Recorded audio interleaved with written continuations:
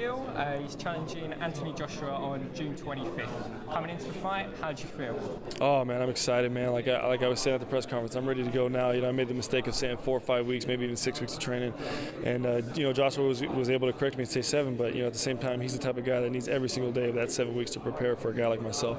I'm so excited I can get this done this weekend, and I can't wait for June 25th to show up. Yeah, you're that confident. Yeah, no, definitely that confident. I just understand what I bring to the table. I'm not like a traditional boxer that's going to talk a big game and then get in the ring and lay a big goose egg. I talk a big game, and most likely use the times I don't. I should respect my fighters that I'm in the ring with, only because I know I bring some devastating power and some devastating skills. Most people in the UK won't have heard of you. They may have recognised the name from the Olympics a few years back.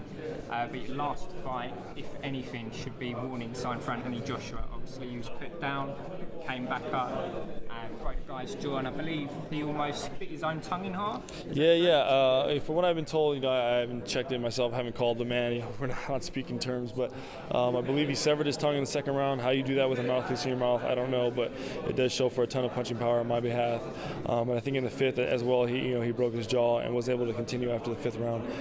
So if that doesn't show punching power, I don't know what does. I've been in there with all shapes and sizes. Some guys that have served time, some guys that have great amateur records, fellow Olympians from the USA, and Devin Vargas, as well as a Puerto Rican Olympian as well. So he's not the first Olympian I'm facing. He's not the first task I'm facing. I've been there, done that, and I can't wait to get started. There's quite a few similarities between yourself and Anthony. Obviously, both of you in the Olympics, but also you took quite late to the sport. I believe you was actually an American college football player. Yes, sir. So I played football 16 years of my life. Played college football for 4. Ended my college football career and tried to pursue the professional NFL sport at the age of 23. Things didn't pan out the way I wanted them to. Kind of turned into boxing and kind of stay in shape for football, and in doing so, just blossomed into the fighter I am today. If obviously you do think you're going to beat Anthony on the night, where do you see yourself going after the fight? I got no plans for something like that. I'm kind of a go with the flow type of a guy. My biggest task at hand is knocking Anthony Joshua out and get him out of the ring. It might not even be a safe situation to get out after the fight, being a big upset to the whole UK. But at the same time, if the UK does embrace me and they want to celebrate, we'll definitely do so. Obviously, we had Charles Martin come over a few months back with Anthony, undefeated American boxer like yourself. Where do you think he went wrong that you can actually go right?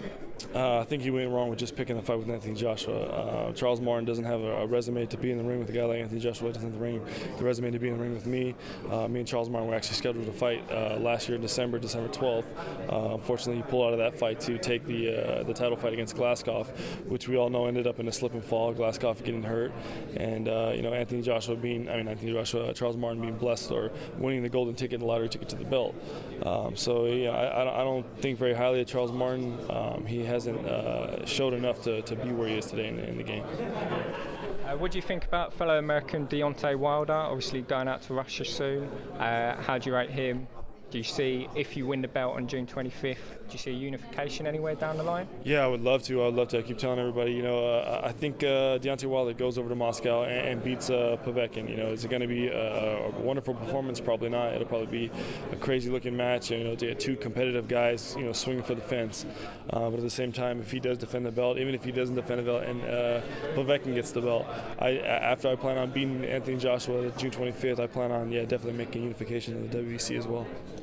Final question. During the press conference, you said, both you and Anthony agreed that it's not going to go to the final bell. For you, how do you see the fight panning out? What sort of round do you reckon? I'm thinking the 6th or the 7th, only because it's uncharted territory for Anthony Joshua, and I plan on knocking him out.